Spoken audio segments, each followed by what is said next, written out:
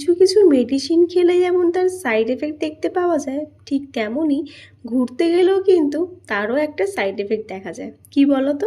এই যে দেখতেই পাচ্ছ চোখের সামনে জামা কাপড় গোছানো। বাড়িতে ঘুরতে গেছিলাম 15 দিনের জন্য, আর তারপরে কিন্তু বাড়ি এসে 2 দিন কেটেও গেছে। জামা কাপড়গুলো কাচাকুচি করে রেখেছিলাম, তবে আলমারিতে আর তোলা হচ্ছিল না। তাই প্রথমে চলে আসলাম মামামের ওয়ার্ড্রপটা গোছাবো বলে। মামামের ওয়ার্ড্রপটা গোছানোর পরে কিন্তু চলে যাব আমার ওয়ার্ড্রপ গোছানোর জন্য। বাড়ি যাওয়ার আগে কিন্তু এই ওয়ার্ড্রপ থেকে জামা কাপড় বার করতে আর তুলতে পুরো আলমারিটাই একেবারে ঘেটে হয়ে গেছিলো। যাই হোক, মামামের আলমারিটা তো গুছিয়ে ফেললাম, এবার আমারটা গোছানোর পালা। তাহলে চলো গুছিয়ে ফেলি। দেখতে পাচ্ছ আলমারিটার অবস্থা কি? আমার মতন কার কার এরকম অবস্থা হয় অবশ্যই কমেন্টে জানিও। ফাইনালি 2 ঘন্টা ধরে কিন্তু এই আলমারিটা গুছিয়েছিলাম। তো ফুল লুকটা ছিল এরকম, যদিও অতটা ভালোভাবে পৌঁছাতে পারলাম না। যাই হোক, যেটুকু পেরেছি সেটুকুই তোমাদের সাথে শেয়ার করলাম।